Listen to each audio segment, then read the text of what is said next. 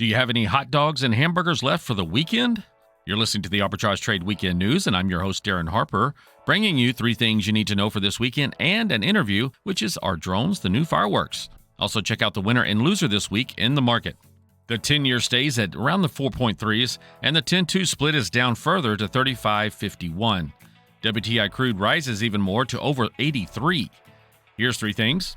After a near total ban on ballot drop boxes in 2022, the state Supreme Court of Wisconsin has reversed it for absentee ballots. The decision was 4-3. This is, of course, happening just in time for the presidential election. Liberals gained a justice in the court last year when a conservative one retired. Guess it wasn't needed for the state elections. To offset the proposed federal rules capping overdraft and late fees, JP Chase Bank says, okay, hold my money bag and watch this. We will charge customers for their checking accounts. Banks made an average of $26 per overdraft charge in 2022. Wonder if they plan to, even if the fee capping isn't enacted. Here are the Big 4 next week. Sunday, it is World Chocolate Day.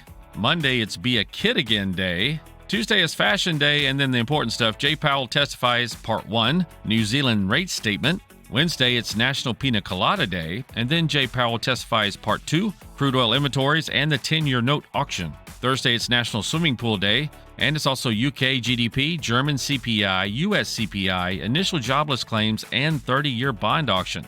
Friday is National Simplicity Day, and you also get the US PPI. Saturday is Social Media Giving Day. Trade while you're sleeping across time zones with Arbitrage Trade Assist. Sign up today at arbitragetrade.com. Arbitrage Trade is your trusted source for business, finance, and tech info.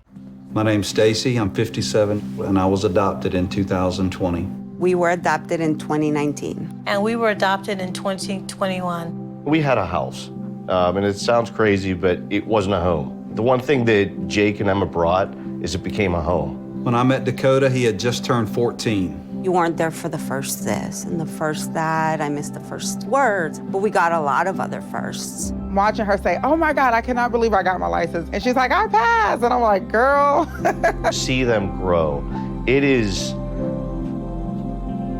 They chose to love us. They didn't have to. They chose us. Family. You and you. Kids in the middle. What I thought was a complete life was nowhere near complete, but it is now.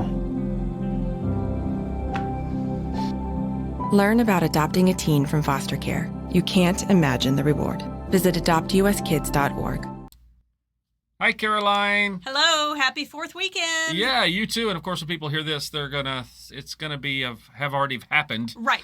But the subject is kind of interesting, so we felt, why not? Just let's go for it. And you wrote about it this week, so yeah, let's do it. I didn't see the parade come in when you came into the No, I know. I forgot my little banners and everything. Let me down. Oh, I'm Gosh. sorry. Maybe you were in the band too. You used to be in the band. I was. You could have brought it and played it on the way. I used to love some of those good old patriotic songs that we'd play every year. Yes. So, you got the patriotic songs, you got the parade, you got the cookout and the popsicles, and what do you always have to have? Hot dogs. Oh. Yes, there you go. Fair. I opened myself up to that. I was going to say fireworks. Oh, that's right, fireworks. Okay. You know, the rocket's red glare and the bombs bursting That's in air. Right, in air. The whole thing. If it doesn't make it there in your face. But hopefully not. Yeah, let's talk a little bit about that. I hear there's a competition now for that. Yes, fireworks are not in every place, but drones are starting to take over. Some drone shows. Yes. The same drones that go and shoot down tanks in Russia and Ukraine? Hopefully not. Oh, okay. All right, good. Hopefully not. It'd be interesting to have, a USA flag and the Statue of Liberty, up over the Ukraine, but it could be under a different pretense, and then it could be some terrorist with some drones. Oh. All right, I'm going to get away from that. That doesn't sound good.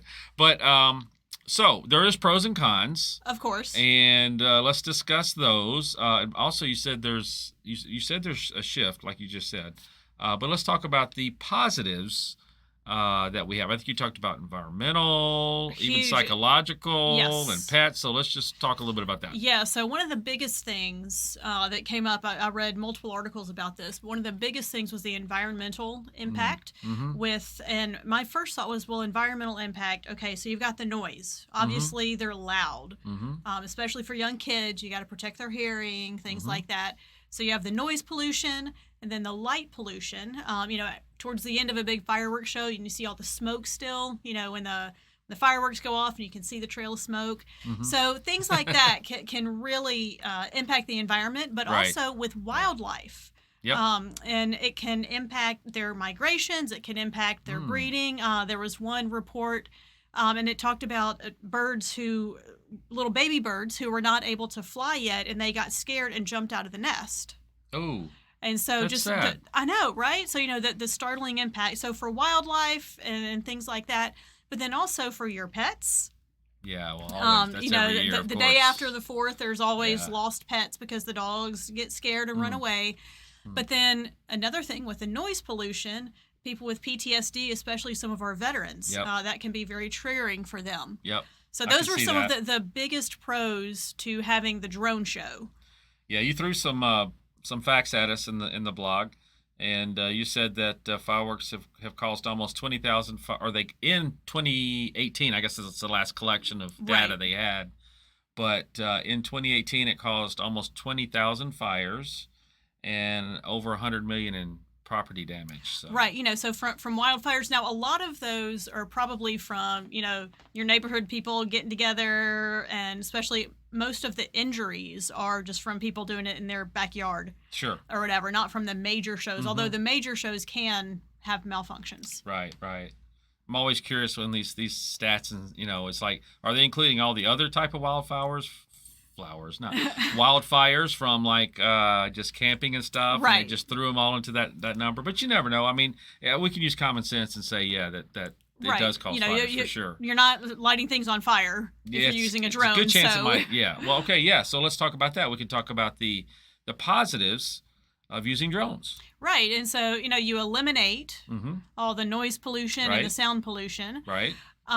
It is more environmentally friendly. After a big fireworks show, there's debris all around. It doesn't always get picked up. So there's some pollution. Like houses when you get done and they're in your cove. So annoying. And then and nobody cleans up after themselves. Right. And it ends up in your backyard, in your pool, in your front yard. Yeah, so you don't have to deal with that with the drones. I wouldn't mind if a drone fell in my. I'd just try to find a remote for it and use it. Yeah. You try to use it, right? You're not getting that one back. Nope. So they can also, with drones, because you can program them, they can be much more precise and more tell a story. Right. You can have actual shapes. One thing I read, they were able to actually use the drones to put a QR code in the sky. Oh, wow. So, they're getting very precise. You put your phone up and take a picture and see where it goes. So you can definitely be more precise with the drones. Yeah, I could see that over the ocean, sitting out there with them. It'd be kind of a cool 4th of July thing. Because I know a lot of people like to escape to the ocean. Yes. On the 4th. But the last thing is you had a couple of cities that actually changed back. They did it with the drones, and I'm going to guess there were a lot of complaints from traditionalists. Right, that's not the 4th of July. Kind of where I fall in, I guess, on that is just I understand the positive impacts, but it's like one time a year, just right. And I actually, after I wrote this on my way in this morning, I was listening to one of my NPR podcasts, as I usually do, and not surprised. Right, I know, right. They were talking about this issue. And the guy ended up saying he and his wife went to a baseball game, and they normally did fireworks after, but they did a drone show. The wife wanted to stay and watch it, and she ended up being really disappointed in it. She was like, I was hoping it would be better. I kind of missed the fireworks. So his recommendation, the host of this podcast I was listening to, was maybe for things like, our local team, the Redbirds, if they did fireworks after every game, maybe they could do drone shows after every game and save the fireworks for the 4th of July. Yeah.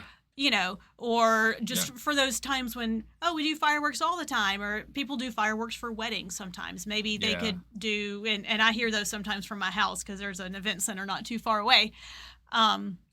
maybe they could do drone shows. So just maybe not totally take away fireworks, but decrease the constant use of them.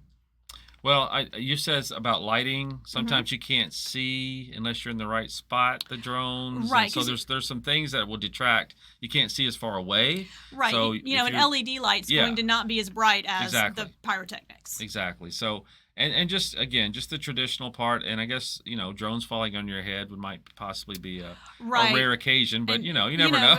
You mentioned some of the cities that went back. It was from a lot of people complaining about it, but there is also the upfront cost. Or at least for the drone programming and the actual drones themselves, and just, I guess, the upkeep.